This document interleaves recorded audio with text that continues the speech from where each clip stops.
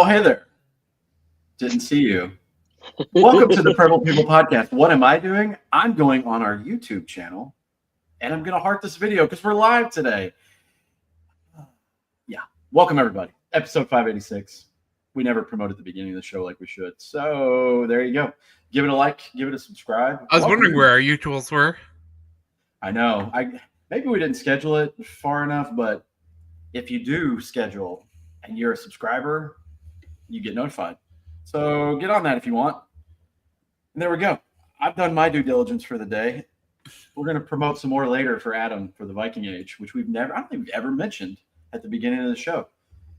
Check out his work. I'm sure you got some nice thoughts and articles. We might have a little sampling of today's show, but yeah, my winners and losers came up this morning, which was fun. Nice. Every day after the game, every morning, my winners and losers come out, so you can look forward to those. Kyle West is here too. He requested we do this while the sun was still out, and I kind of dig it. I like this. I like hitting it before our snowstorm really starts kicking. We're supposed to get 6 to 8. Oh boy. Wow. Yeah, we probably killed anyone joining us in the live chat for a little bit until they realize we're on right now. Because we're what, 3-4 hours earlier than what we usually record. But right. Yeah, a daytime show sounds pretty good. And like you said, and a lot of our listeners have like kids and things like that make listening now kind of a challenge. Kids and jobs, and what are those? Right. Middle class American problems that I wish that I didn't have, but we are thankful. We are thankful for you guys. If you end up tuning in later, that's fine. If you listen to it later, even better. We're on all the platforms. Use whatever your favorite one is. Just give us some love. We would love that. We were down in the rankings last week. And, we sure were, and it was bad because I thought last week's show was pretty good. That's a bunch of bullshit. What's wrong with you guys? Come on, like and subscribe to the podcast. Otherwise, fuck you. Get off the street. Maybe we're just getting worse. I don't know. Well, that's not possible, Adam. You know we only get better with age, just like fine wine. I will tell you, I'm very excited because I didn't get to see the very end of the game yesterday because there's Fire Breather with us. Nice.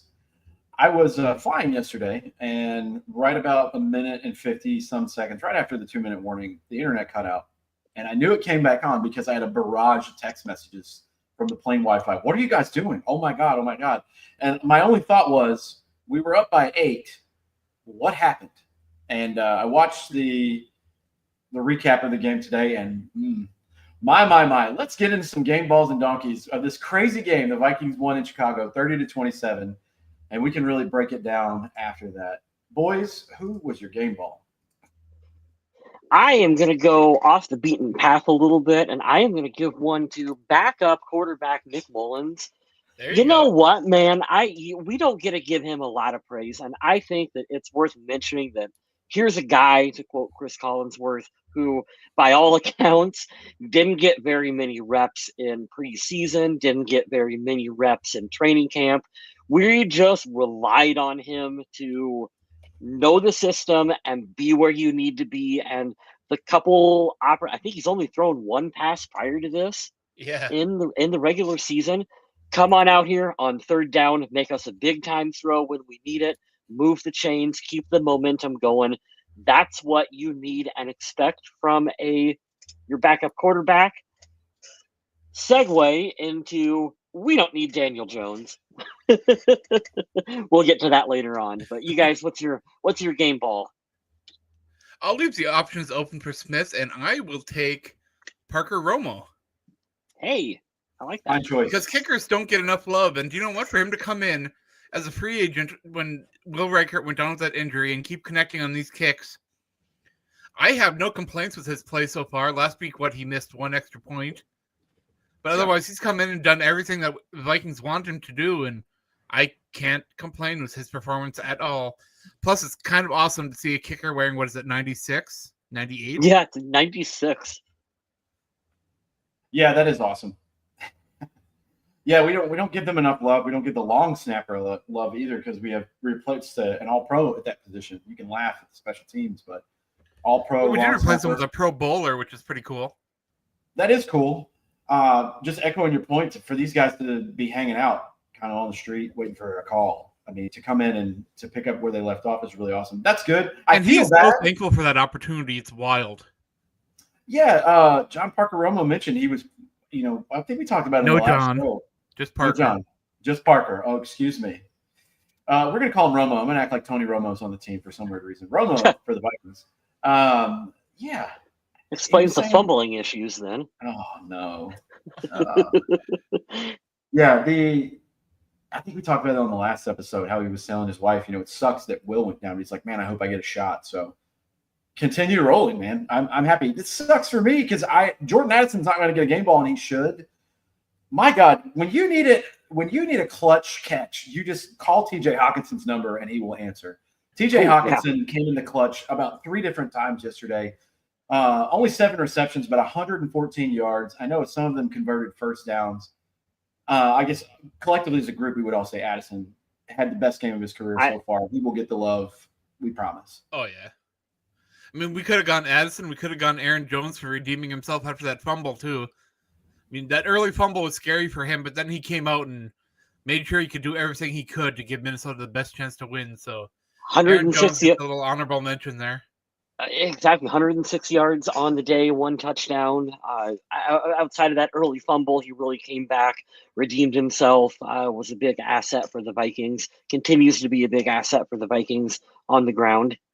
Yeah, it's nice to see the Vikings with a bit of a run game. Last year, that was brutal. Shout out to Real Purple and Gold for being in the chat. We always love when anyone else that does Vikings work comes in. We really love that. Thanks for the support. Yeah, I will get you guys game balls and donkeys up here in a second. I caught the tail end of the game, and of course the Vikings win a game like this, and you come out a little angry that it got to that point. But to Kevin O'Connell's point for the speech in the locker room, he's like, hey, now we have to really lock in. He's like, I want you to play your best football from here on out, which is great. That speech, dude. It fired me up. That's the best speech he's ever given. And he's given some really good ones. He's a motivator of men. Like, you can tell why the players want to play for Kevin O'Connell. And can I rant for a second? I saw some boomer comment about this on one of the Facebook pages. Like, he went over to Caleb Williams, which I thought was really cool. He did to Anthony Richardson as well. And the other coach giving you words of advice and encouragement, I think that's one of the most mature, like, secure in your masculinity things you can do as a man. And some guys were like, stop all that soft shit. And I was like, dude, he's got 29 wins in 2.5 years. Shut the fuck up. Just shut up. Kevin O'Connell was talking about how Caleb Williams is having he had a really good game and his future is bright and all that. I mean, to me, that's a sign of a coach that knows and respects the game and not just his team. Absolutely. Talent recognizes talent. Like, what's so soft about saying that Caleb Williams is going to have a promising future in the NFL? You're going to have a history with him because he's going to be your division opponent. And I hate when they use the blanket of 10 years because guys can change teams within a rookie contract. But what I watched yesterday, I saw flashes of Aaron Rodgers that they were talking about. Williams made some incredible throws. He did, and he's only going to get better because they're on such a bad skid. I do think Matt Eberflus is going to get the can. He's going to get a better coach, and that sucks for our division. You're going to have to play him and probably split with him the rest of his career there because he's really good. Yeah, the NFC North is going to be brutal for several years to come now. I think this is only good for him. I think him taking his licks now and you seeing the flashes, this is why you go after a dude like that. Set him up with everything he needs. I really do think with better coaching, they would have a positive record at the moment, but I get to give him his flowers, man. Say what you want about him, his off the field, whatever you want to find to criticize his emotions or acting zesty on the sideline or whatever you want to say. Dude can play football, and I was very impressed watching him yesterday because the Vikings. Let me scroll down real quick and get the stats here. They sacked him 3 times. How many hits? 4. So almost 10 times in the game, he's getting beat up. I know Van Ginkel, and you guys, I don't know if you saw this. Van Ginkel was purposely roughing him up after each time he got to him, like walking into him and shoving him down like, hey, man, welcome to the NFL. And he just took the licks and got right back up. And as a lineman, you have to respect that. As a teammate, they're going to watch film today and tomorrow and be like, dude's putting in the work, man. He's going to be there. I was very impressed. And that's all the good I'm going to say about the Bears because I don't like this team because they play us really well every time. Every single time, man. It's tough. They're a tough opponent. I'll tell you was what. it Jonathan Grenard that was getting held on the edge so bad for like a couple seconds when he split those 2 guys and got that sack? after Williams held it Incredible. way too long. It's incredible. Because, he was getting held so bad. It was wild. I do want to give an early donkey to YouTube TV for promoting the free preview of Sunday Ticket for customers and not having a free preview. Yeah, I tried to watch the game there. I ended up having to find an alternate way to watch the game. That's never any fun. Probably the same way I watched at 30,000 feet, but sure. So that was disappointing, especially with how much YouTube TV is and how proud they seemed to that email. We got a free preview of Sunday Ticket for you this weekend. Yeah, right. I don't believe anything. Any of these major corporations is never going to be free anything. It's always, or it's like when you do a YouTube TV, like if you put it on your television like I did, you get 10 minutes to watch. That's it. Okay. Come on, man. Give me a day. Give me a 24-hour period to see what channels you have. They're so greedy. Nah. All right. Yeah. So we did all our game balls. Let's do donkeys. I'm not sure where to start, so I'll let you guys go first. I'm going to pick on Brandon Powell today. Look, dude, you were in the wrong part of the field. You ran into another guy. You've got Justin Jefferson's touchdown called back. Like, dude, you're not – don't do that. You're not an important part of the team. If it was Jordan Addison or someone out there who fucked up a little bit, okay, that's one thing. Brandon Powell, no, I don't need you doing that. Get and back you know something fun about that? I know Kyle West doesn't check Pro Football Focus scores. Doesn't care about him, I bet. I don't care at all about it. Brandon Powell was the lowest scored Vikings player according to Pro Football Focus at 42.6. Was he really? So that's a great call from you. I like that. I was just pissed off about him. I was just pissed off on him for getting that Jefferson's touchdown called back. Well, it's part of the reason too he was so wide ass open, because we got to say it. This is the shittiest game I've ever seen from Justin Jefferson, and yeah, we could probably trade him. Yeah, I'm kidding. Yeah, we could. Yeah, right now a 7th will be fine. We'll eat the contract. Conditional too. 6th. Statistically, Jefferson had a terrible game.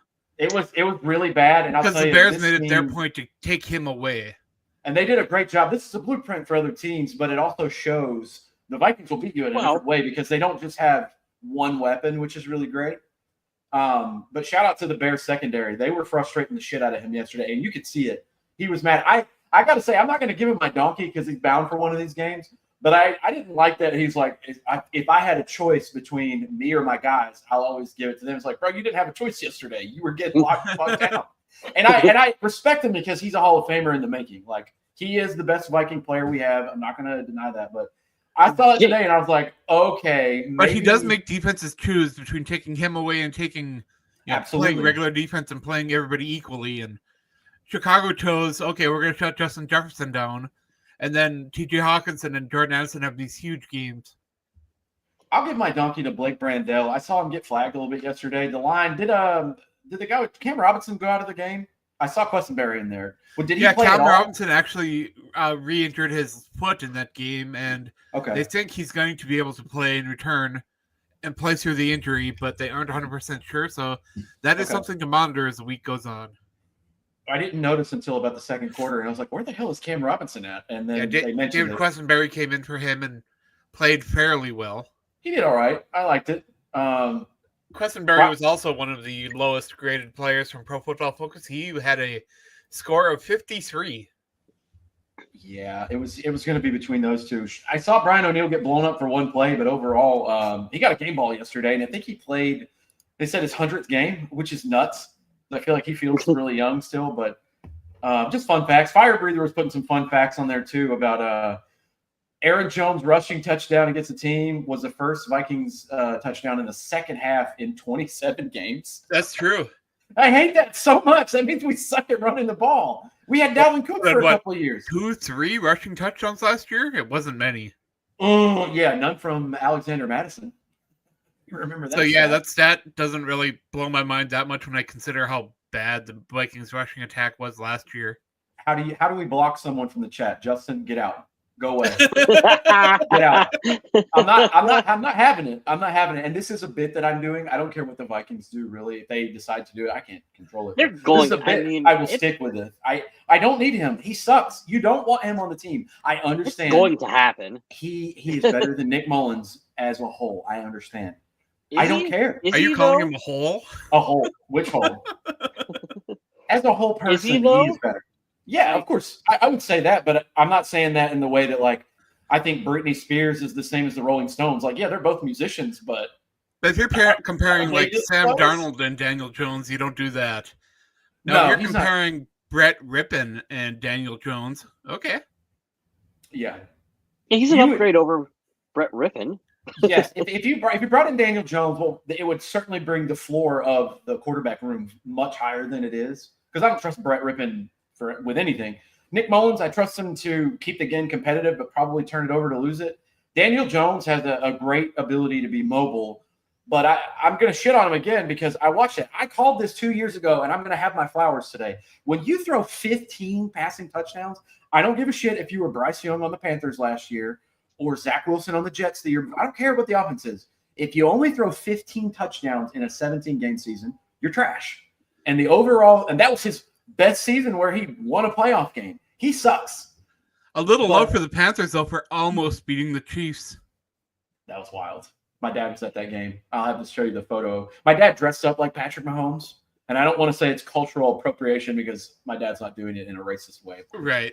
But it's hilarious to see an old 61-year-old white dude wearing a fucking wig and a bright yellow and red overalls. Dude, he's all about the Chiefs, and I was glad he got to see that game yesterday.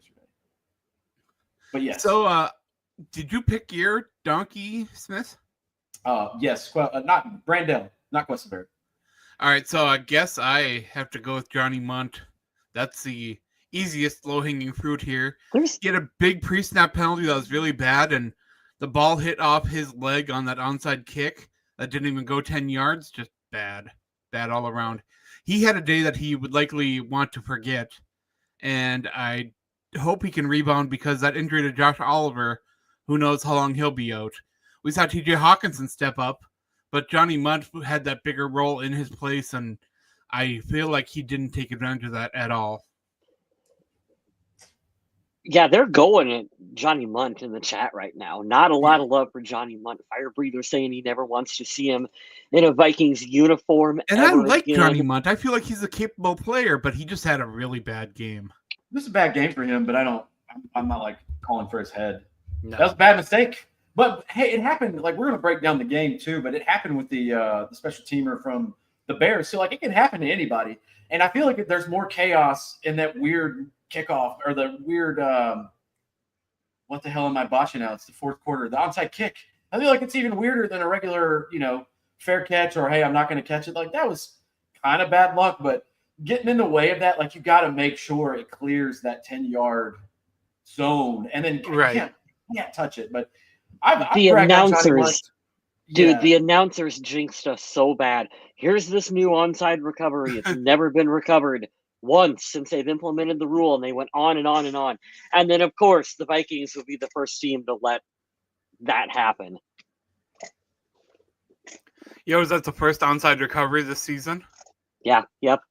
Wild. Of course it would. You know what's going to happen against this team. It's going to happen against the Vikings. That's the Vikings. We are. If there is a stupid first to happen, it will be the Vikings will be involved in it somehow. I was really hoping that this would be a game where Johnny Munt could come out and show that he could be a capable backup, and so Minnesota wouldn't have to spend a lot on a, site number 2 tight end and keep moving forward with him. But this game, I think, set that back a little bit. Yeah, I think I would agree. I think we know he'll be 3 as long as Oliver and Hawkinson are on there. But because I don't mind physical mistakes, but mental mistakes are a total different thing. Mm-hmm. Yeah. Yeah, I don't mind him as number 3, but he's had flashes before. But yeah, that's totally justifiable. I knew somebody was going to pick him. I was trying to go outside the grade here. Jamood, I've never seen you in the chat before. Thank you, first of all. We appreciate your input. Daniel Jones is better than Mullins. I would agree. This is what I was saying earlier. I don't know when you jumped in, but I was saying Britney Spears and the Rolling Stones. Like, are they this close in like musicianship? No, but they are musicians. I think they are very close. I think Daniel Jones is a backup in the league. I think he would probably be the best. Maybe you could argue Jameis, but I've watched him play, and he's not good. He's very athletic.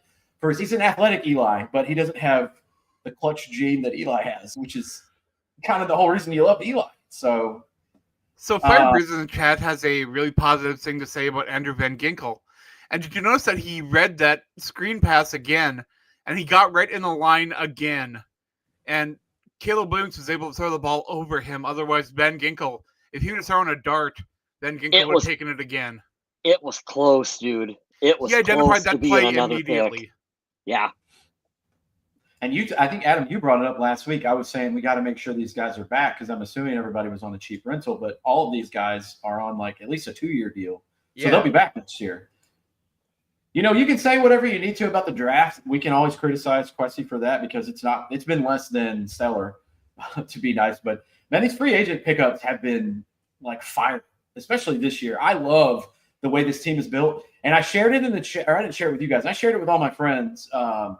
You shared the one, I think it had an emoji in the front of it or something. But the funniest meme was that Tiger Woods, John Daly meme. And we're only one game behind the Lions. And it's like the Tiger Woods is the best Lions team ever assembled. And then there's us, the tacky looking John Daly smoking a cigarette. It's like the 9-2 Vikings dicking around with Sam Darnold in a rebuilding year. That's the funniest thing I've ever seen. And I I'm knew like, you guys would get a kick out of that one. I saw it yesterday, and I texted to like 30 people, and they're like, that is your team this year. I was like, I can't fucking believe we've won 9 games. I can't believe it. Well over my expectation, but I'll take it, you know. So ready to get my heart broken in the wild card. I can't wait. Fire breather, yes. Well, that's a good subject to bring up, though, because this team is showing that they are a tough, gritty football team that's able to grind out these wins in close fashion if necessary. And this one, I mean, no Justin Jefferson. I mean, I know he's out there working his butt off. I know he's out there pulling coverage his direction that's allowing other players on the team to do what they need to do. But, I mean, they showed that they won without JJ putting up big numbers for the team. So I got in a big argument on TikTok with somebody who was saying, the Vikings wins lately, they weren't very impressive. I'm like, dude, Minnesota just had a 3-game road streak and they swept it. I think it's pretty impressive. Opponent. I think they've done that. Someone said in the comments on one of the Facebook groups, 11 times in the Vikings history, they've been on triple, back-to-back road games. They've never won all 3. Never. They've won all 3 now. And yes, I can see the point on the side of, well, they're not that impressive because the teams should be considered inferior, especially Jacksonville and Tennessee. But the point is, when shit hits the fan, which can and will happen against good teams, you think they go to Philadelphia and they're going to blow Philadelphia out? They're not. It's going to come down to like a field goal or a touchdown, and I would book that. But you got to win. I really love about this Minnesota team is they do make mistakes. In games, they have mistakes, and they overcome them, they learn from them, and they move on. We're not seeing the same Sam Darnold that chucks a ball up when he gets under pressure. We're not seeing the same cornerbacks that bite on these deep fakes often. It happens once in a while, but not too often.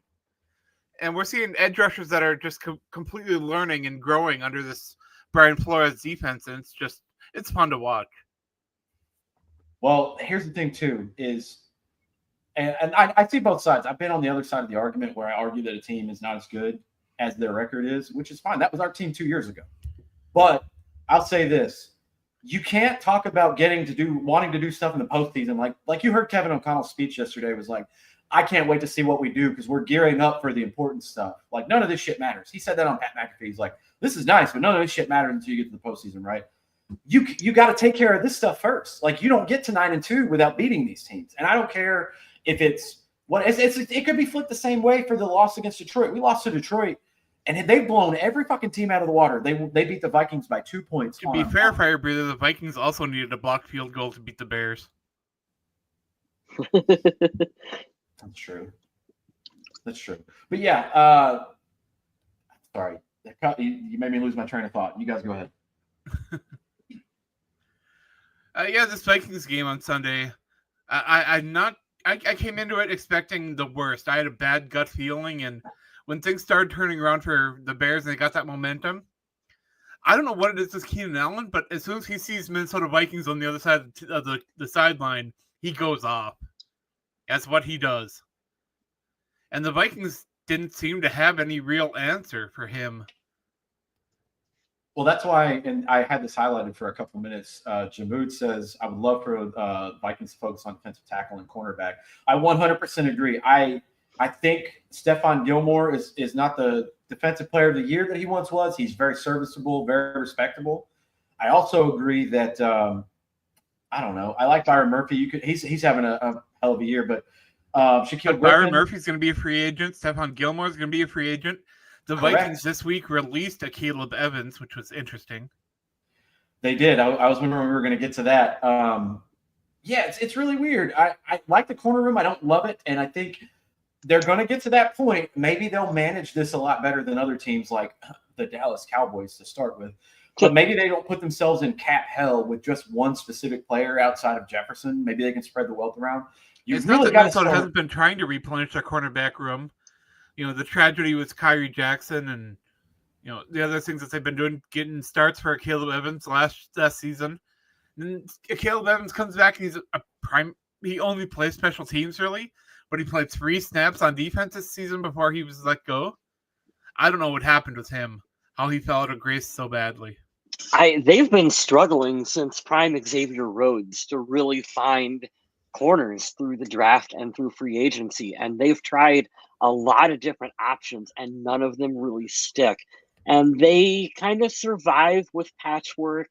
You know, you can bring in a Stephon Gilmore who's at the end of his career and he's a veteran who's still capable and he can make you plays, but that's not a long-term solution. Right. And they haven't really had a long-term solution since prime Xavier Rhodes was out there for Minnesota. And it's unfortunate because they've tried through the draft year after year after year, and they just don't find any that really stick.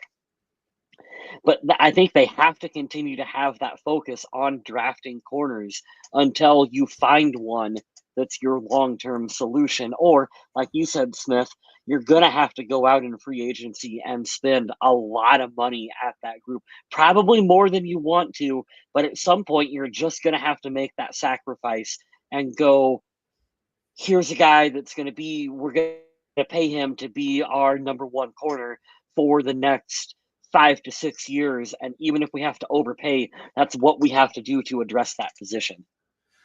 Speaking of paying, the takes are starting up again that Minnesota should extend Sam Darnold and trade J.J. McCarthy. Mm-hmm. That's not reality. I live in reality, and that's not. I know Sam Darnold is, 27 or something like that? He's really young. And he's probably in or around his prime. And I would have absolutely no problem with bringing him back for maybe a season if the price is right. But shipping off McCarthy is just ridiculous. Jake says, no. I can't do this with like technical terms, so I'm just going to say it from my gut as a fan.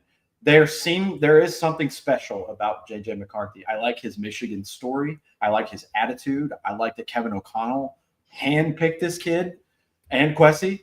And I'm with you. I will bring Sam Darnold back for 1 year only. One. I don't want a multi-year. I don't care. Part of the whole reason, and we've echoed this on this show for so many years, part of the reason it's got to work is that rookie contract. And we've already null and void year one thanks to injury. So that clock's already chipped off a quarter or a fifth if you do the fifth-year option of time, and it's gone. So I'm with you. I've seen the takes, like if Sam Darnold wants $40 million to come back next year, you do it. I'm like, no. Hey, they'll figure out the cap and how to do it that way and to spread it around. Like 1 year, I can see, but I think that we all agree it's not going to be you get bounced in the wild card, you get to come back. If he takes you to the NFC Championship game or he plays lights out, wild card, loses in the divisional, plays lights out, you have that conversation, right? But if they get bounced in the wild card and he looks like shit, hey, thanks for the time. We've shown what you can do with a good team. But you're right. This is J.J. McCarthy's team, and you got to try to get with that rookie mold, especially while Jefferson is on this deal that he's on. That's kind of the whole point. Well, you're talking about the playoffs. I thought it was absolutely wild. I was looking at a playoff projection at the moment.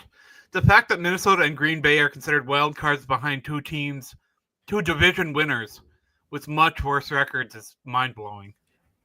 Adam, isn't that weird? I feel like someone on the show said before we should just do seeding by your record.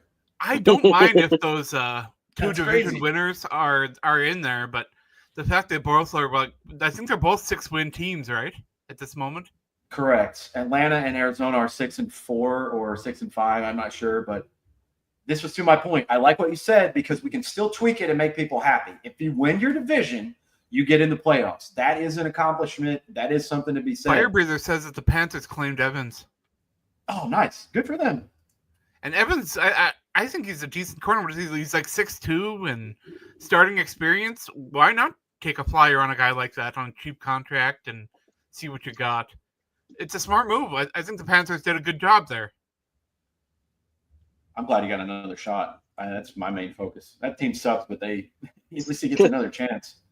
Yeah, but the playoffs, I totally agree, Adam. I think you should be able to get in if you win your division. That's an accomplishment. But then we seed it by records. The point of every game is to win it. And if you do enough to get in, that's fine. But that I don't understand why you the 9-2 Vikings having to go to Atlanta to play the 6-win Falcons and have Atlanta host that. Interesting. I don't like it. Yeah, I don't like that at all. Yeah, I don't think you should automatically get to host a playoff game if you win your division. I like the idea if you're playing against like a division opponent or someone you've beaten, but just heads up, no matter what, it's odd. Yeah, as you mentioned, the Vikings would be number 5 in the playoff seeding. Right now they would go to Atlanta. If they swap around, maybe it'll be the Seahawks or the Cardinals. We'll see how the rest of that division shakes out. I don't have faith in the Rams and the 49ers both getting beat yesterday. They dug themselves in a hole. It really sucks that Philly's good again. I hate Philadelphia, so that's not fun. Like half the 49ers roster is injured. That's fine. Yeah. That's fine. I don't care. Maybe draft better so you're not top heavy. Maybe don't pay everybody. Maybe don't pay Brandon Ayuk big money. Maybe don't do that. That was stupid. Yeah, and they're going to pay Brock Purdy a shitload of money too, and that's going to be really funny. That's going to be hilarious. What percentage chance do you guys think would be that they'd move on from him to save money? I think it's higher than what people are expecting right now. Like, I think that there's a possibility that they even look at like Sam Darnold and say we would rather go with Sam Darnold than Brock Purdy. And I'm wearing an Iowa State shirt right now, so I'm a Brock Purdy fan. But like, I just think that there's a possibility that they're going to go, we've maximized all that we can out of him and we need to upgrade at that position. See, I'm the exact opposite way. I think the odds are a lot worse than people think, or a lot worse of him being released than people are expecting. I think the 49ers really like what they've gotten him, and I think they're content. I won't say content because I don't think it's like an Andy Dalton situation where they probably should have let go a long time before they did. Because I don't know, I haven't seen a lot of the downsides of him at quarterback yet. I know he's not as athletic as some people want, and he doesn't take as many chances as some people want, but if you're looking for a decent, efficient quarterback, you're not going to do much better than Brock Purdy. It's the like it, don't love it kind of thing. I like him. I don't love him. I think he could do better, but it's hard to do better with how. But he's also not in that Andy Dalton category. He's above that in my mind. I would agree with that. I said, damn, they released Nick Muse on his birthday. Damn, that's my Belmont, North Carolina brethren right there. I'm sorry. It sucks. Well, I guess they are making way for Daniel Jones. Damn. Now that we started releasing, they released Caleb Evans and then now Nick Muse. So get ready. Now, I have it for Adam. I had the question. So the Vikings, how much would they have to pay Daniel Jones for him to come to Minnesota? That's my biggest gripe. League minimum. I mean, he's getting his money from the Giants, right? Right. As long as they don't claim him on waivers, yes. I'll have to see if he cleared. He should have cleared. And I thought it was interesting. Speaking of Daniel Jones, no one is gonna claim him on waivers and take that contract. Nobody should. Yeah. So it'll come down to him signing wherever he wants to sign at whatever. Okay, he cleared. Yeah, that'd be interesting. I was wondering how that would work because it wouldn't make sense to sign. Like if he was a free agent and we're starting the new year, you would obviously based on where he's been in his career, even though I don't agree with it, he would probably get paid a little more than what Sam Darnold would. I'm like, dude, we're paying Sam Darnold $10 million. That's the whole reason this whole thing is working. But if he's only there for $900,000, I mean, yeah, I'm not going to say it. I'm not going to do it. I'm not getting on this train. I'm not. Nope. I hate him, and I don't think we want him. It's about 45 minutes after we finish recording. The headline's going to break that he's coming to Minnesota. Adam Schefter will do it. It'll always happen.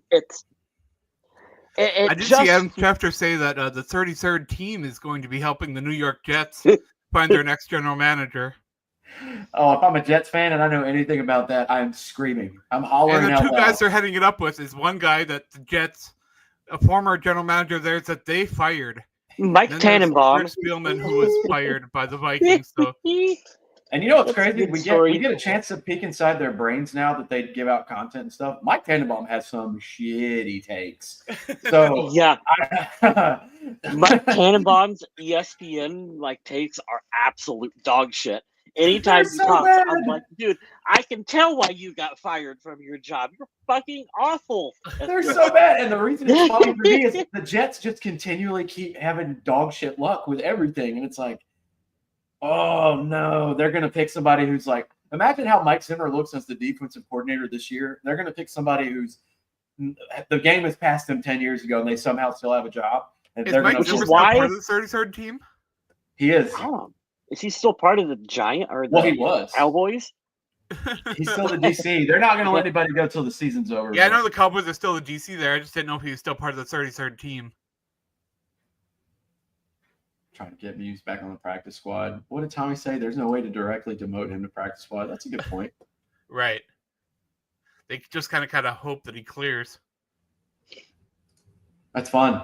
Well, let's break down this game, boys. I've got the rest of the season up where there's only 6 more games, but overall, Sam Darnold had a pretty good day. No turnovers, which is great. 22 of 34, 116 rating, 82 quarterback rating. Awesome. 2 touchdowns. I like the game. I was very scared, as someone put in earlier, and that's when I had Daniel Jones PTSD. I saw him in a Viking uniform, and I was like, when the defensive player landed on Sam Darnold's ankle, that was very painful. And Nick Mullins came in for 2 snaps, and then Sam Darnold, he said, "Hey, I'm good," which he probably wasn't, but he toughed it out. Did you guys hear what Kevin O'Connell said about when he talked to him about that on the sideline? No, what did he say? He said, "Hey, how's your pain? Is it above a 6?" And he gave a thumbs up. And he goes, "Is it above an 8?" He goes, "Thumbs up." He goes, "At that point, I figured I'd probably better stop asking." I was like, oh shit, he might be really hurt. So yeah, he toughed it out after that. I know we give these guys crap sometimes, but they are athletes, and that's a 300-pound man falling on your legs when you're running away. That shit hurts. So they took him in the tent and gave him whatever kept Brett Favre going at the tail end of his career. The Vikings need more tents on the sideline. That's what they need. Dude, the guy collapsed yesterday, and then last night I saw in the Eagles game, Saquon trucked the guy who holds the big satellite dish looking thing. Yeah, I've never seen a timeout for a referee injury. That was new. It's a Viking thing, man. It only happens in our game. It took off 2 minutes of playing time. Just dude, what are we doing here? The guy just collapsed. He just fell over. It sucks. Do we have an update on that guy? Is he still alive? We're still waiting on an update on Ivan Pace. I don't know what happened with him, but he did not return from the game after he left in the first quarter. And I am kind of concerned about that one because I know how important he and Cashman are to the middle of that defense. Yeah, that would be a really big blow if he's out for any extended period of time. He and Cashman play off each other so well, and I hate when either one of them is gone. I was going to say that I think that is the defensive glue where this year, if we could wave a magic wand, we would say no injuries because we've seen the product when both of those guys are on. That's a good point. BK says Ivan Pace has been terrible this year. I don't think he's been terrible. I'll keep it up there, though. Hamstring. Damn, that sucks. Sorry. So I'm running down the list of stuff. So Aaron Jones had a 100-yard rushing game and a touchdown. Really happy with that. Fire Breather put up in the chat about the stats in the second half. It's 27 games. Cam Akers didn't do much. Sam Darnold's had a negative rush yard for the game, so that's cool. Crazy to think, and I'm looking at the receiving stats here, that Justin Jefferson was the third leading receiver, and he was 2 for 27, 2 receptions on 5 targets. Ugh. It was basically all T.J. Hawkinson and Jordan Addison yesterday, so that's kind of crazy. Career game for Jordan Addison. What was his numbers that he put up? 162 yards and a touchdown out there. He was near unstoppable on the field for the Minnesota Vikings yesterday. He had that one contested catch that I don't know how he came up with. Yeah. I think it might have been early in the game, too. It was right after one was broken up, and then it was a big play near the end zone. Yeah. And he had a long of 69. Nice. So he was all over the field. That toe tap sequence, that was pretty sick. So shout out to him. As he likes to say, free 3, we love you. Thank you for what you do for the team. It's going to be tough for the Vikings to keep him around long term because I don't know if they're going to be able to afford the contract that he's probably would command out there on free agency. So they better have a backup plan for Jordan Addison not being around long term in Minnesota, I think. I couldn't agree more with you, BK. Addison is an elite route runner already. I agree. Sometimes the matchups are not in his favor. Sometimes they are. This was a perfect example of Chicago having to pick their poison. Like we said, Justin Jefferson only had 5 targets. He only caught 2 of those balls. So, yeah. I know Smith is a fan of Naylor. Which he had a touchdown again, so I'll say it. Naylor, I barely know her. Pretty cool. He got some love, too. I watched a bunch of the podcasts today, but he got some love. He's like, every time I see him, Colin Cowherd and the other guy that does the volume with him after each Sunday night, he was like, every time I see this kid in a Minnesota highlight, he's catching a touchdown. He's like, I like this kid. Oddly enough, Naylor had the 4th worst Pro Football Focus grade of the game at 51.8. Shit. So we move out to the receiving to go to fumbles. Aaron Jones did lose a fumble, which was not fun, but he had a good game otherwise. Bo Richter came up with a clutch fumble recovery, so shout out to him. Yeah, we like seeing that. I know we were all a fan of Bo Richter back during preseason, so it's nice to see him out there on special teams doing what he needs to do. Good job, Bo Richter. Oh, absolutely. I love seeing those players that work hard to make the roster come in and do something. Even if it's not like a major contributor, just coming in and making plays every once in a while. It's huge for him in his career. Moving to defense, Harrison Smith led the day with 11 total and 9 solo tackles. Sprinkled in there were Byron Murphy. Van Ginkel had another great stat line, 7 total. 3 by himself, 1 sack, a tackle for loss, a pass defended, and 2 quarterback hits. It's a lot. Same thing for Gennard, 6'5", 2'4", and then 2 quarterback hits. Does Harrison Smith ever age at all? He's still really good. Yeah. He's still really, really good. I think this season will be, and I don't think he needed this season to have this argument, but I think this season he's had a lot of love at the national level of media. I think this one will go good for his jacket conversation. Are we sure he's done after this year? I mean, Harrison Smith? 70%?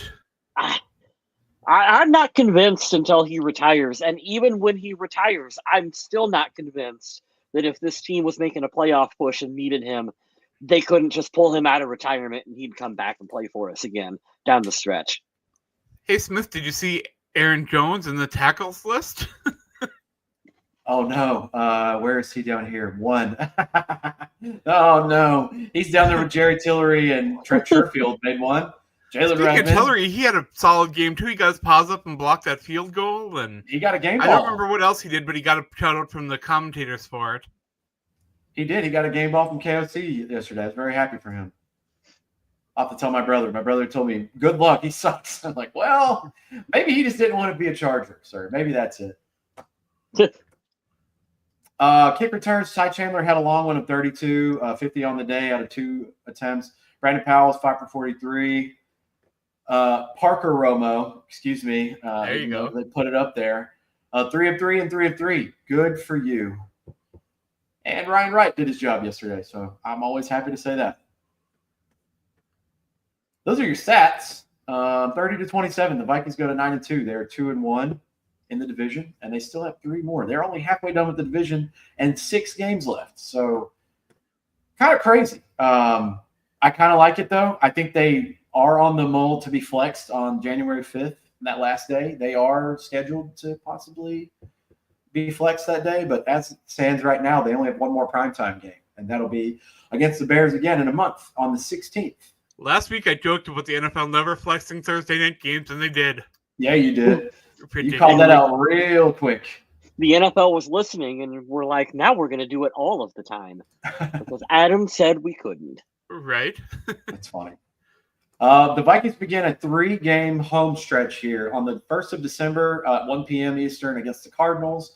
The 8th of December, 1 p.m. against the Falcons, the Kirk Cousins revenge game. And then on the 16th, they play, I think that's a Monday night game, at 8 p.m. against the Bears. So pretty cool. They just completed the 3-game road stretch, won all of those. I'm sure they'll find a loss somewhere in these 3, but I hope for the seeding's sake, and maybe it'll just be the Bears, because I want them to beat the Cardinals and the Falcons outright. That would be wonderful. That'll give them the likelihood of seeing them again in the postseason, and I don't know. I'm greedy about it. Right now, the Vikings are 2-1, they're 2-1 in the division right now, with their only loss coming in a narrow loss to the Lions, and I don't feel bad about that. No, not at all. I think the Lions are the class of the NFL. I think you would all agree. The Chiefs they have the same record, but I think as it's shown with your eyeball test, like Chiefs are kind of hurting this year, but they're figuring it out. The Lions have just been walking. I'm definitely not putting any money against Kansas City, though. It's tough, right? It's tough to do that.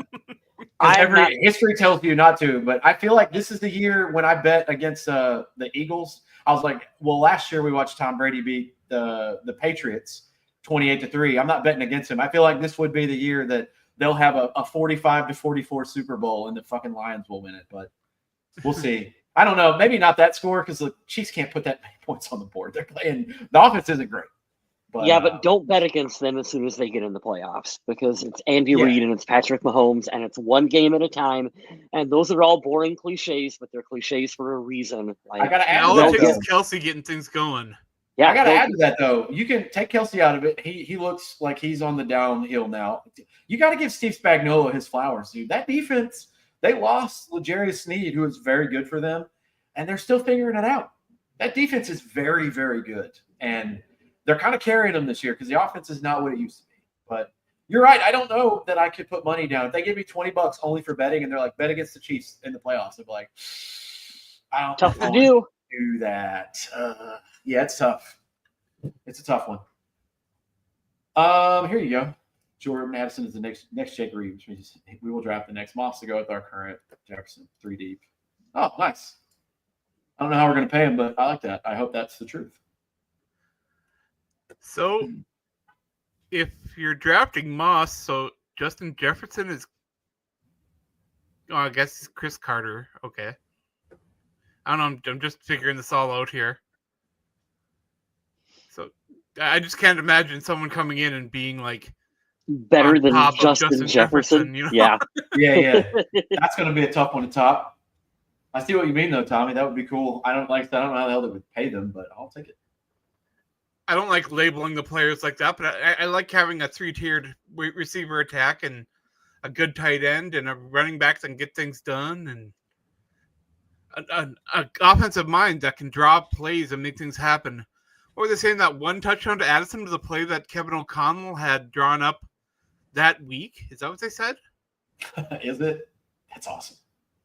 That's the part where I want to be a bug on the wall for just 1 week in the facility and just learn. Like, I don't know how the hell you do concepts. Like, I want them to break down a specific play and be like, all right, for this play, we noticed that if we put Aaron Jones this way and the guys block a certain angle, he usually always gets 5.5 yards. We wanted to add a layer of that where it looks like we hand it off, but we split, and now we do play action. I want them to explain that shit to me because what you just said, that fascinates me. I thought that they've come up with every single play that you could ever do because it's football and it should be finite, but apparently not. You know what I mean? Right. That's just how my simple brain works. As a fan, you think that they practice a handful of plays in training camp, and here's our basket of plays that we carry into the regular season, and these are the 20 plays that we run that we're good at, that we've practiced, that we do. And it's I'm sure there is some truth to that, but I also like the backyard football aspect of it that we don't get to hear about very much, or just the idea of Kevin O'Connell. Here's the tendencies of the Chicago Bears, and I'm going to go to the whiteboard and I'm going to draw up this play to put our players in a better position to win. That's fascinating, and I agree with you. I wish we could hear more of that as fans. I don't know if we will ever get to, because coaches are so superstitious about letting their process be known, and like we'll probably never get that info that we really want to hear. But it's fun when we are drip feed little nuggets like that. So when are officials finally not going to be a big part of the outcome of Minnesota Vikings games? Because there were a couple calls during this game that were highly questionable. The answer is never. Yeah, never. God in the universe. Block in the back that was called that was not a block in the back was pretty wild. And then on that same play, not to call that late hit out of bounds. Wow, really? I don't know. It seems to be a common theme. I mean, I'm just now. And that holding on Grenard was just egregious.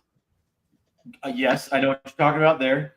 I don't know. I'm just now getting over and forgetting about weeks 6 and 7 when there's blatant face masks to Sam Darnold.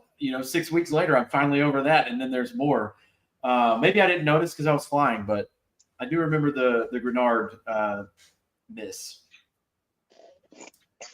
It's tough, man. I don't think there's ever going to be anything to come of it. I don't think the NFL is actually going to hold these guys accountable, because what happens if the arrests get held accountable and then they protest or they quit, and then you just get backups again.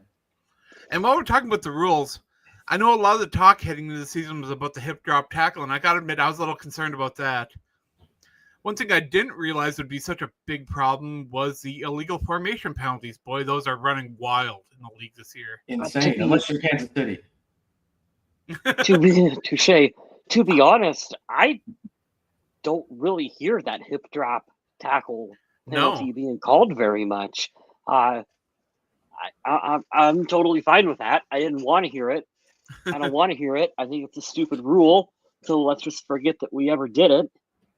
I bitched about it. I thought this was going to affect the game because I don't see why that's a bad thing to do. Like, obviously, I don't play football, and you could explain it to me like, Kyle, you're stupid. This is why. But looking at it, I don't think that people do that intentionally to injure people.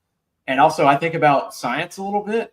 If you're running and I'm on top of you, I'm obviously going to dead weight myself to try to get you to stop running. That's kind of the whole issue. So I didn't understand that at the beginning, but I'm glad that I can eat crow a little bit and say this was going to fuck up the game, and it hasn't, because I thought it was.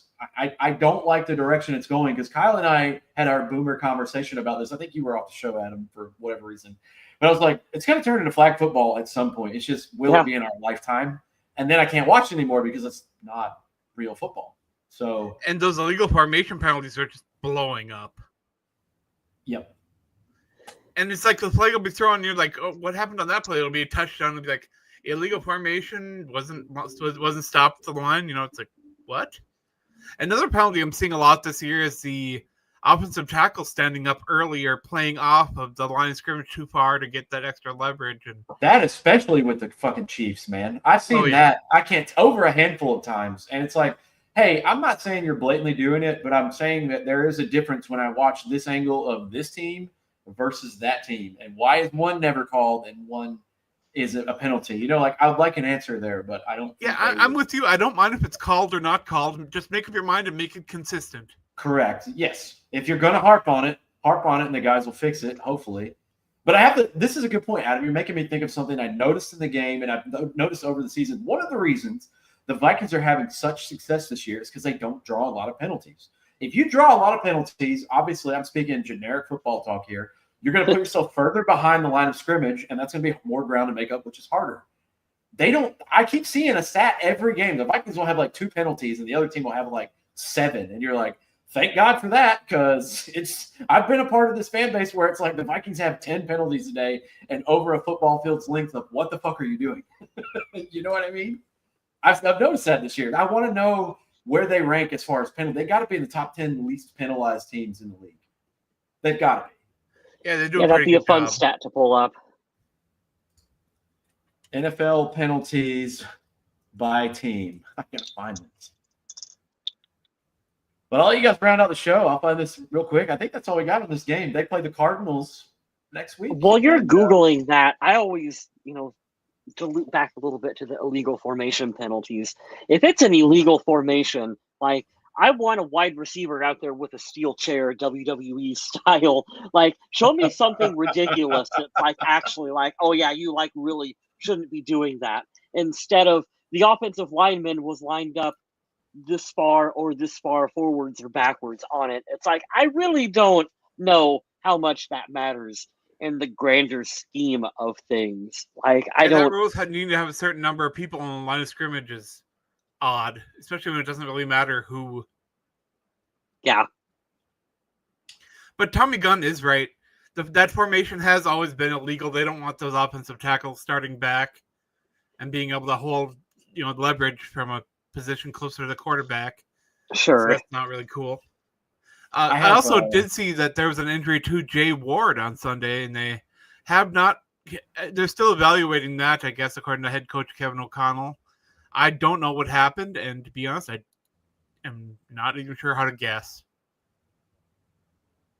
We got to see the specific play. I don't remember him getting hurt. Stuff. For you guys that want to know, because I was curious about that, the Vikings are playing the least penalized team next week. Arizona has 51 penalties on the year. Would you guys like to venture to guess how many penalties the Vikings have? Anyone in the chat? 69. Very close. 73. 71 for the Vikings. They are tied with Washington and New Orleans. Pittsburgh and Chicago have 70, and Indianapolis. San Francisco has 69. Nice. And it goes a little further down. They are right just past the middle. They're slightly less than the average. So they would be about 18th, 17th in the league. Minnesota's been playing pretty disciplined football. Who is the most penalized team in the league? Take a guess. Take a guess, guys. It's the Raiders. It has to be the Raiders. It's not actually. Las Vegas is not. They're one of the least penalized teams. Is it the Jets? It is not the Jets. I'll give you a hint. The two teams that are in there are playoff bound as we speak right now, and they're in the AFC, and you wouldn't guess it. The Baltimore Ravens and the Houston Texans have 92 penalties already on the year, and the team that has the most yards against them are them, 763 and 754. Wow. Jesus. That's crazy. That's a lot. That is pretty wild. Nailed it. You sure did. Tommy, it's always nice having you, man. He's been following the show forever. He has to get a shout out. He said it earlier, too. I just didn't mock it, and I should have because I was saying one of my stupid thoughts. He said, playoffs. We're talking about the playoffs. Yeah, right now the Vikings have like a 90-something% chance as long as they don't absolutely piss away the end of the season, which they have some games that are going to be difficult, but I like the favoring of it. They're not playing in Green Bay outside in December, which is great. They are going the week before to Seattle, where it's probably going to be really miserable to play in. But outside of that, the only away game they have is the Seahawks and the Lions. The Lions are indoors. The rest of them are at US Bank, and they've got favorable conditions. So I'm just saying, what if this is another 13-4, or could you imagine if this is a 14-3 team? None of us would have predicted. Not one of y'all said 14-3, and This is our rebuilding year. So right? are the Vikings an overachieving team that are just playing well, or are they actually a good team that's playing good football? They're a well-coached football team that has talent on offense and defense that we underestimated. But I also do feel there's a little bit of overachieving going on. I don't think the team really expected any of this at all. I think the team did. Kevin O'Connell did. They 100% thought they were a good football team. You listen to his locker room speeches and how fired up he gets. Like, this isn't we're surprised that we're good. Like, he firmly believed that this was a playoff football team.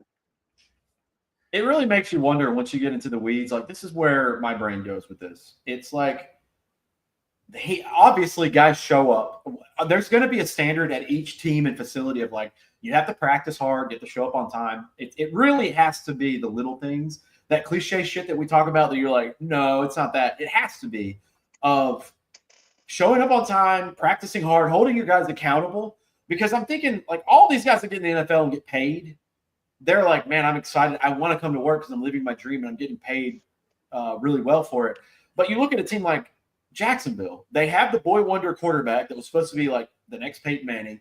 You got a Super Bowl winning coach. You have a couple good pieces, and you're like, how are you so fucking bad?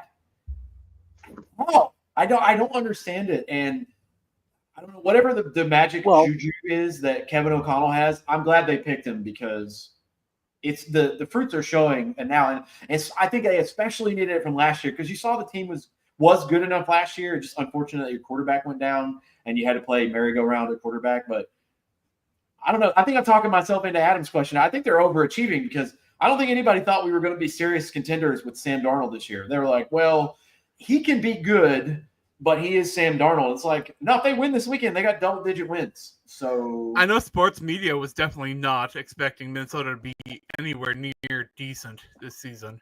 No, not at all. The projections I was seeing on Minnesota, like 3 wins, 5 wins, 6 wins. Yeah. And Vegas even had Minnesota at what, 8? 6, I believe, because we won 7 last year, and they put. Oh yeah, they were at 6.5, weren't they? 6.5, and I was like, well, they'll finish at least as good as they did last year. And now we're looking at week 13 next week, and it's like if they win, they will have won 10 out of the or 11. Yeah, that's weeks 10 out of the 12 games they played. That's crazy. I mean, it's pretty safe to assume at this point that Minnesota is going to be a double-digit win team this season.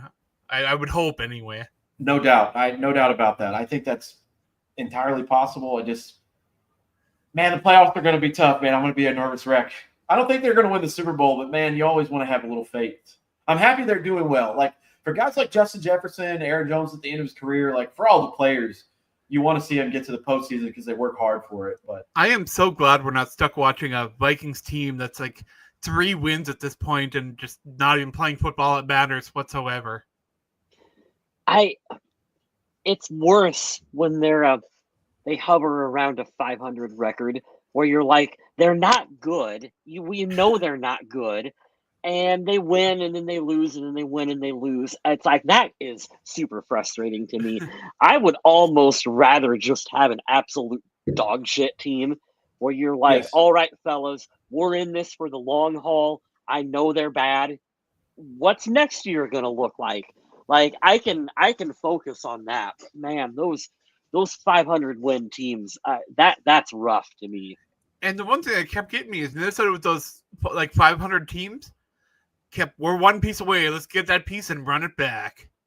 That was the worst tendency and the worst trait Rick Spielman had as a general manager, was always thinking you're one off season away from winning a Super Bowl. Oh, if we keep our talent in place and if we sign this guy, that's the piece. And it never worked that way. Yeah, it's like, if your house got, destroyed or whatever, you're like, I'm going to rebuild it the same exact way and I'll make stronger walls. Well, you're going to have the same house. Try a different layout, maybe move if you're in a terrible spot. All these things, like, I think we were a victim of the moment because we saw them have some success. And it is sometimes easy to do, like, hey, we found success doing the old model because that's what Zimmer was to run the ball and then take some shots and just have a good defense. We have a section of town that's by the river. Just stick with me here for a minute, guys. We have a section of town that's by the river. And every couple years we get heavy rains and it floods. And the people who live down there, their houses will get ruined due to the flood damage. And people would rebuild in the same spot. And finally, after God knows how long, the city finally just bought the whole stretch of land and said, you're not living here anymore. And at some point in building a franchise, in building an NFL team, you have to recognize this isn't working. We need to move on and do something different with it. I think that's kind of the analogy that you were trying to make. Yeah, of course. We had a little success, and you're like, well, the hope is still there. And then, of course, as fans, we get drawn to certain players like Kendricks and Barr and all that. And I'm not saying they were bad players by any means, but it is a little bit of the definition of insanity. Let's run it back and try it again the same way. We've only slightly turned the camera like 2 degrees, but we'll get a completely different picture. No, you won't. Move in a different spot. Once you run it back 2-3 times, that fourth time you should kind of be like, yeah, maybe not. I think this is the ultimate Kirk Cousins argument, even though there's way more variables and context.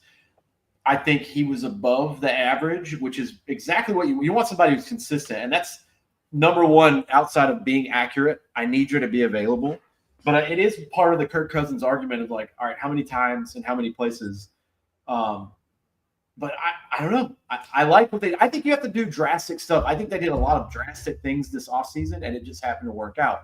You don't get rid of Daniil Hunter and this guy, and then you go make all these signings, and they're like, shit, this is going to look real different. Hope it looks good, But it happened to work out. I like the personnel. I like it. The big thing is, what are the changes going to be next year? Is Brian Flores going to stay?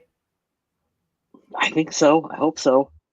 I would like him to stay for one more year. If you want to go chase another head coach, I know he said he's not leaving unless it's the right opportunity. So I'm wondering what that opportunity would be for him. Well, maybe they'll fire the Miami head coach. I'm sure they'll take him back.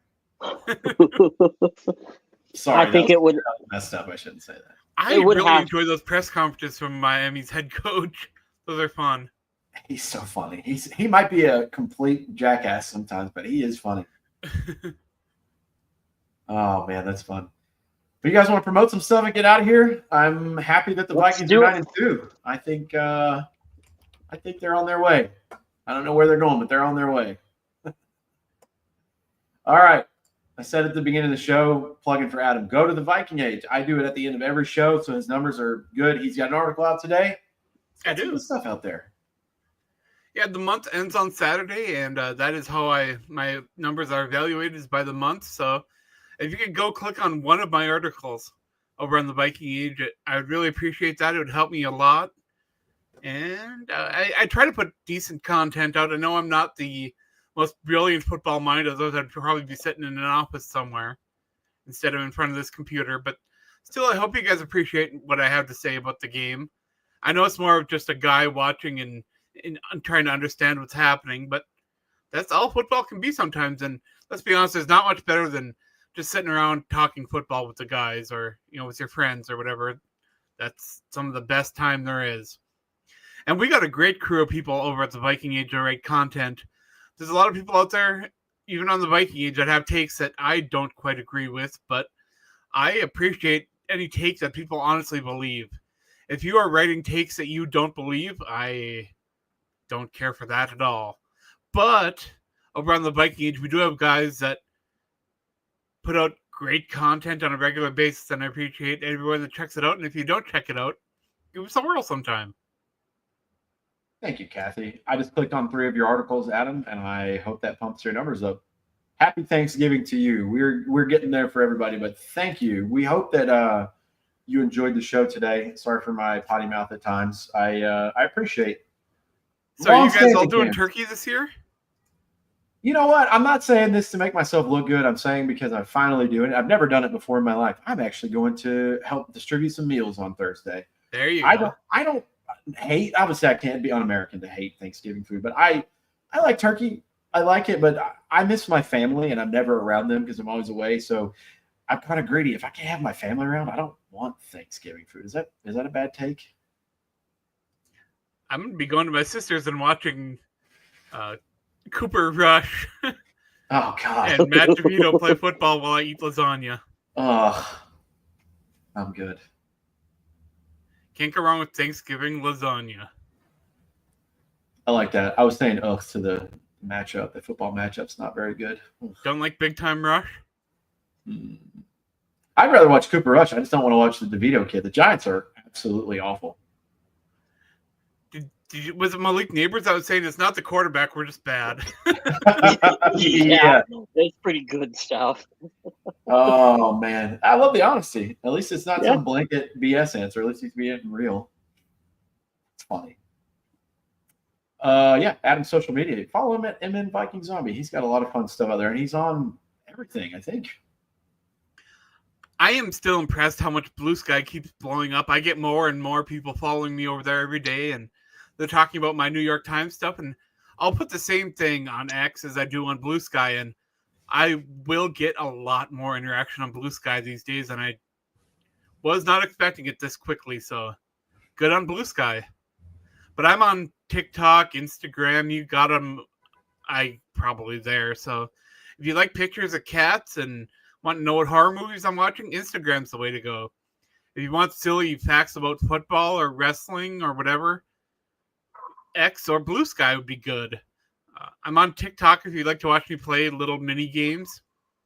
I'm on Twitch if you want to watch me play big video games. I'm all over the place. Just hit me up. I don't have breaking news, but I would like to read this because it's a lot of word salad that can make you lean one way or the other. Would you like to hear Kevin O'Connell's thoughts on Daniel Jones? Ugh. Yes, I guess. I'm not really going to get into that today, but I will say tons of respect for Daniel as a player and a person. Got to know him through the draft process years ago. I'm sure now that he's a free agent and there's probably a ton of league-wide interest. Daniel's going to make the decision that's best for him and his career going forward. I'm sure he's working through that process right now, but I can't really get into too much about any short-term or long-term possibilities. I can just say I've been a fan of Daniel's for a long time. I hope wherever his next stop is, it's a good opportunity. God, he's fucking coming here. They're gonna sign him. They're gonna do it. Yeah, that's a little too nice. Yeah, that's So... that's. I don't know if you're allowed to tamper with players that have been on the waiver wire, but there's some. They've had some contact with him already. Was it Mike Tomlin that got asked by a person about Antonio Brown coming back and he just walked off? Well, that was a fake video, but that was hilarious. That was like a fake fan made one. I Yeah, somebody- real hard at that. Well, you know why, Adam? I thought it too because of the way the audio sounded, but that was something about that was from last year about his contract because I remember seeing it. I was like, "Oh my God, is this real? Did Antonio Brown really say that?" Whoever spliced that together did a great job. That was really good. I got a good laugh. Nobody wants Antonio Brown now. Oh God, no. Those were a lot of really nice words spoken by the head coach of the Minnesota Vikings about a free agent quarterback. I'll screenshot and send it to you so you can read it again. But yeah, that's interesting. There's some interest in there. If I can stop being snarky internet Vikings fan for a minute, I actually wouldn't hate Daniel Jones coming to Minnesota. I'm assuming you're also keeping Nick Mullins. That is a pretty good insurance policy in case something happens to Sam Darnold, to have those two guys out there on your roster. You're not paying him anything. I wouldn't hate it. I wouldn't hate it, dude. I'd hate it. I hate him forever, and I won't change that. I don't care. Here's a fun fact from Vikings Communications on X. The Vikings finished a 300-yard passer, 100-yard rusher, and 2 100-yard receivers in a game for the first time in team history since Week 12 of the 2000 season. Cool. That's pretty amazing. That's Yeah. weird. Especially considering this season, it feels really odd that quarterbacks are having a hard time hitting 300 passing yards. Yep. That used to be kind of common a few seasons ago, and the change back to running the football more has made that 300-yard milestone a little more difficult to reach. Yeah, defenses are a little better too. But somebody called this at some point in the national media. Is like, yeah, defense wins. It'll swing. It'll always swing. It goes back and forth. It'll be defense heavy for a few years, and then the offenses will come back. It's like it's tale as old as time. So, Beauty and the Beast. Yep, that's right. Kyle West, you're on Blue Sky. Actually, you Hey. really need to get there. Yeah, you can check me out at Vaguely Square over on Blue Sky. Apparently, it's the social media platform. It's the hippest, coolest place to be at right now. So come join me and talk Vikings football or music or movies or whatever else. You can check out my photography work at kylewest84.pickfair.com. I'm slowly working on uploading some photos over there. Help spread the word on social media. Spread the word on your Blue Sky social media platform of choice. And maybe you'll see something cool that you like and give it a buy. Always So here's wanting something kind of fun too. After the game-winning field goal by Parker Romo, long snapper Jake McQuaid made sure to get that football and give it to Parker Romo so he could keep it. Nice. That was pretty cool. It's his first, did you say the first game-winning field goal he had. Yeah, I saw that stat yesterday. That's really cool. This is what his second game as a pro. I believe so. I didn't know that. Yeah, Parker Romo has not. I think last week was his first start in the NFL. So the fact that that long snapper was able to get him that football, he posted on X, and I guess it meant a lot to him, which is pretty cool. He said he's grateful to have reunited with my guy. So I don't know if they used to play together or how they knew each other previously, maybe during their time in Detroit. Because he was there during the preseason in Detroit once, so maybe that's when they knew each other. That's really cool. I, for some reason, thought he was somewhere else. So I thought he had played before. So I had no idea about it. I'm learning this as we go. Nope. I'm like, no regular season action for him at all before playing Minnesota. This is very impressive. Now I'm looking at that. Holy shit. Okay. I like that. Anybody that's born in the 90s now, I look at you with disdain. 1997. God, that makes me bad. Not just the 90s. Not just the 90s, the late 90s. Yeah. Jesus. We got to go. I'm angry now. Follow me, NC Dog Dude, on social media. Thanks. We did an album update. I've been in Vegas the last week. I haven't got to do anything. So I was there working for Formula One. That was Did interesting. you go to any ranches? Ranches? Like pizza kind? I ain't saying what kind. No, I don't partake in that stuff. And I had to work from 2 p.m. to midnight. So no, I'm an old man. And you got to think for me, just to go on a tangent here. I work from anywhere from 6 a.m. to 2 p.m., 7 to 3, that kind of thing. I went back 3 hours. So we started at 2 p.m. there. I was working from 5 p.m. to 3 a.m. my time.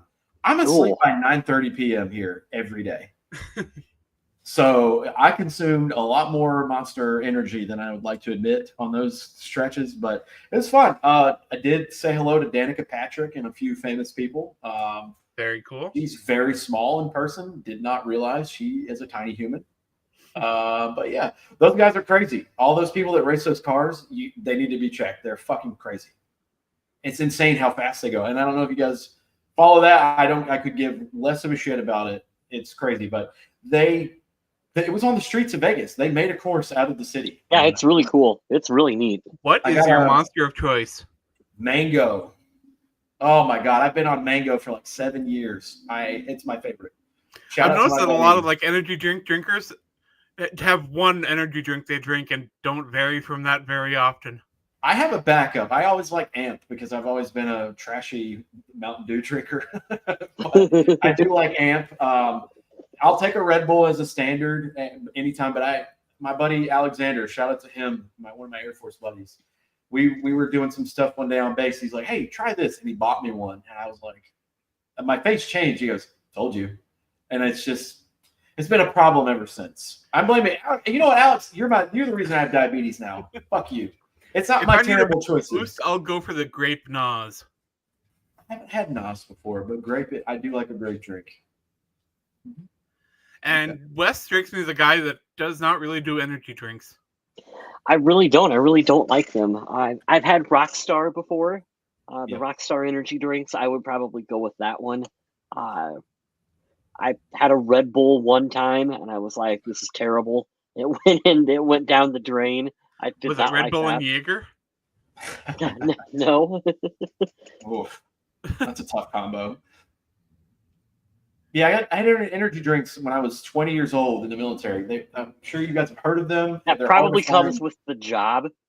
Like the U.S. military pays you in energy drinks. This is what happened. So I was with the Army, and we were staying up all night because I worked from 6 p.m. to 6 a.m. And it's about 1 a.m. The guy's like, "Hey, do you need a Rip It?" And I was like, "What is that?" He's like, "Oh, it's an energy drink. We're giving you energy." It's the Dollar Tree energy drinks, dude. So they had the little cans. They were only about yay big, but I had 3 of them, and they were delicious. You know, it's ice cold. We have a cooler, and I'm like, "Oh, this is delicious." I got another, and then I didn't go to sleep that day. I was literally like Butthead or Beavis Smith. I got back. He's like, "What happened to you? You look like a raccoon." I was like, "I didn't sleep. What did you make me drink?" He's like, "Oh no." And he asked, like, "How many did you have? I know you went back there." I was like, I had 3. He's like, no, don't do that. No. He's like, have one if you can, or it's like, get the sugar-free ones. I was like, well, yeah, that's probably why. He's like, well, it's not just the sugar, it's the caffeine. And that's where I really started learning about nutrition, was like, oh my God, I basically drank like liquid cocaine for the night. No wonder I didn't sleep at all. Yeah, but you know what's funny? I like citrus ones of those too, and they are, Adam's right, they are $1 for the large can. So stay the fuck away from those. Also, those are bad for you. Live vicariously through my bad decisions, okay? And our new Back sponsor next for the talk week, about the Rippin' game Energy Drinks. against the Cardinals? Question mark? Yes, the Cardinals, 1 p.m. And hopefully you guys will be able to join us. We always appreciate when you guys can be in chat here with us. I know sometimes it's short notice, but we are always glad when you guys can make it. And I hope you can be here next week. And in the meantime, stay classy, Minnesota.